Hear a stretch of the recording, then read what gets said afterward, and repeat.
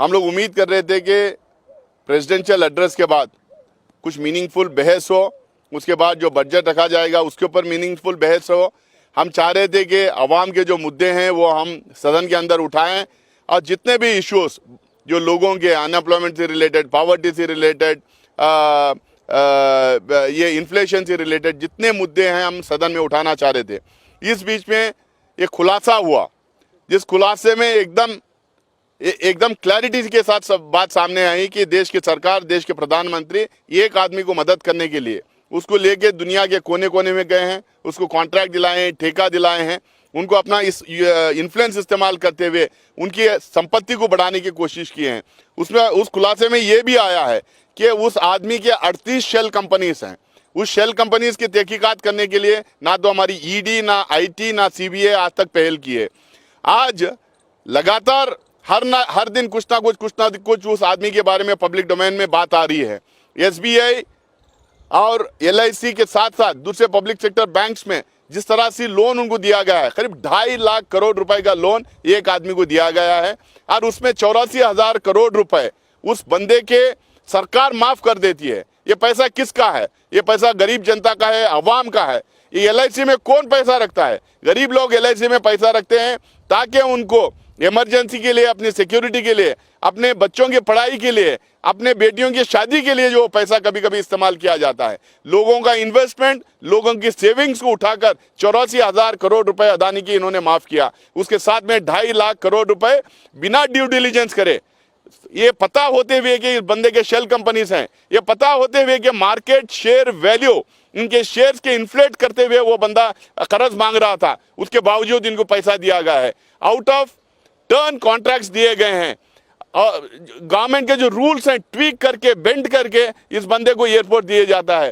तेल, cement, steel, port, airport, सड़क, rail, पता नहीं क्या क्या एक ही बंदे को कॉन्ट्रैक्ट्स मिलते हैं, जिस बहुत सारे सेक्टर्स में ये बंदे का और इस कंपनी का एक्सपीरियंस भी नहीं होता। डिफेंस सेक्टर में कोई एक्सपीरियंस नहीं, लेकिन इनको कॉन्ट्रैक्ट मिल जाता है। इन तमाम चीज़ों को लेके हम लोग लगातार मांग कर रहे थे कि जेपीसी द्वारा इसकी तहकीकात करवाई जाए, यानी तो supreme court chief justice monitored inquiry committee बैठाई जाए, लेकिन एक नहीं सुनी इन्होंने।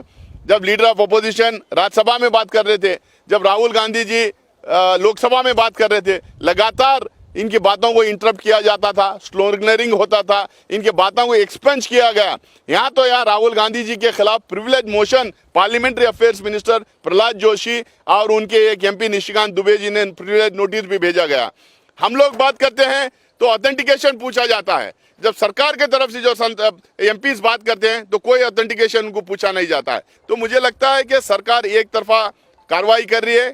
सरकार किसी भी तरह से इस मुद्दे पे कार्रवाई करना नहीं चाह रही है और सरकार किसी भी इस मुद्दे पे जवाब नहीं देना चाह रही है। इसलिए लगातार ये मुद्दा हम लोग बनाए रखे। अनएम्प्लॉयमेंट का, इन्फ्लेशन का, पॉवर्टी के जो इश्यूज उठाए, उन इश्यूज पे भी कोई बात नहीं हुई।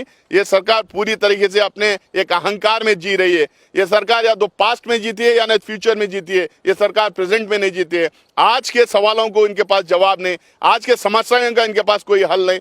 आज ये किसी भी तरह जवाब नहीं देना चाहते। जब भी ये बात करते हैं तो पिछले 70-75 साल कांग्रेस रूल की बात करेंगे या नहीं फ्यूचर जो है 2047, 2067 की ये बात करेंगे। हम चाहते हैं कि आज के मसलों पे हल ढूंढा जाए, आज के सवालों पे जवाब हमें मिले। इसी बात से हम लोग लगातार प्रोटेस्ट करते रहे। आज भी जो है प्रोटेस्ट के बाद उनको मजबूरन अर्जन करना पड़ा और अर्जन हुआ। इन मुद्दों को और अदानी वाले खासकर मुद्दे को लेकर हम आवाम के बीच में जाएंगे, जनता के बीच में जाएंगे, सड़कों में जाएंगे, जनता को इससे अवगत करवाएंगे कि कितना बड़ा स्कैम है, किस तरह से इन्होंने हमारे देश के अवाम को लूट के अपने पूंजीपति दोस्तों को मदद करने की कोशिश की है। क्योंकि हम जानना चाहते हैं पीएम केस में कितना पैसा अदानी ने दिया है, भारतीय जनता पार्टी के कितने कॉर्पोरेट टाइप के जो ब्लॉक लेवल से लेके दिल्ली तक जो ऑफिसर्स बने हैं उसमें अदानी के कितने पैसे हैं। हम जानना चाहते हैं ये जितने चुनाव में ये पैसा बहता है, इनका ये पैसा कहाँ से आया, क्या अदानी से आया, किसी और पूंजीपति दोस्त से आया। ये सरकारें गिराने के लिए जो पैसा इस्तेमाल करते हैं, ये पैसा इनको कहाँ से आता है, ये अदानी से आता है या और इनके पूंजीपति दोस्तों से ये पैसा आता है। ये सवाल पब्लिक डोमेन में बरकरार रखेंगे, हम इसको सवाल को उठाते रहेंगे, इसका जवाब उनको देना पड़ेगा। अगर जवाब नहीं मिला, अगर जेपीसी गठित नहीं हुई या supreme court monitor committee inquiry committee गठित नहीं हुई तो बजट के दूसरे सत्र में जो मार्च 13 को स्टार्ट होगा, इन सवालों को फिर दोबारा हम उठाएंगे और दोबारा हम लोग देश को अवगत कराते रहेंगे।